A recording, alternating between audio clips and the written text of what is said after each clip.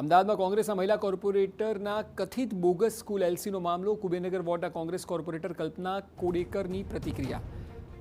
Duplicate LC અંગેના તમામ આરોપો ખોટા હોવાની તેઓએ વાત કરી. હું ધોરણ 8 સુધી જ ભણી છું, ધોરણ 10નું સર્ટિફિકેટ આપવાની વાત જ નથી. ધોરણ 8માં પણ સ્કૂલમાં હું અનિયમિત હતી, આગળ ભણી જ નથી.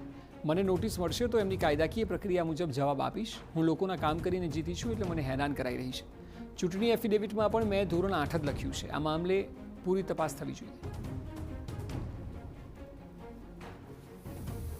તો કુબેરનગર વોર્ડમાંથી કોંગ્રેસના જે કોર્પોરેટર ચૂંટાઈને આવ્યા છે એમને જે એલસી રજૂ કર્યું હતું એ ડુપ્લિકેટ હોવાના એક અરજી કરવામાં આવી હતી. ત્યારબાદ ગઈકાલે જિલ્લા શિક્ષણ અધિકારીએ પણ એ દાવો કર્યો હતો કે એમની તપાસમાં આ એલસી ખોટું હોવાનું સામે આવ્યું છે. ત્યારે જેમનું એલસી ખોટું હોવાનો દાવો થઈ રહ્યો છે એ કલ્પનાબેન કોડેકર આપણી સાથે જોડાયા છે. એમની સાથે વાતચીત કરીએ.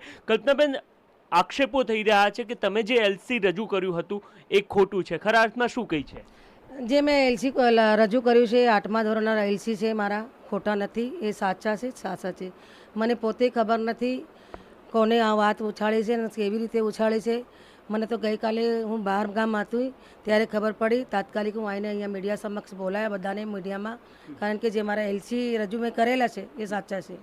ઓકે, એટલે તમે જે એલસી રજૂ કર્યું છે એ આ જ છે? કારણ કે જે 8મા ધોરણ, તો આ એલસી એમના દ્વારા રજૂ કરવામાં આવ્યું છે અને કલ્પનાબેન એ દાવો કરી રહ્યો છે કે આ કર્યા છે કે આ એલસી સાચું છે. તો આ વ્યક્તિ છે ચિરાગ શાહ કે જેમને અરજી કરી હતી અને ત્યારબાદ જિલ્લા શિક્ષણ અધિકારીએ દાવો કર્યો છે કે હા, એ જે એલસી છે એ ખોટું છે.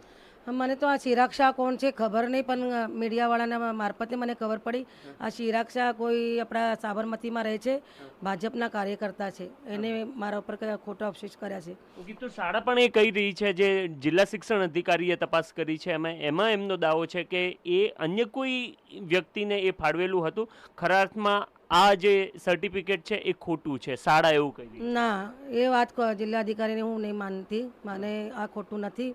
મારા જે એલસી છે એ મારા સાચા છે. આવનારા દિવસોમાં મને જે આવશે નોટિસ એના દ્વારા હું જવાબ આપીશ. ઓકે, તો ચૂંટણી પંચ, કારણ કે આ જો ખોટું હોય તો આપની જે સદસ્યતા છે એ પણ રદ થઈ શકે છે.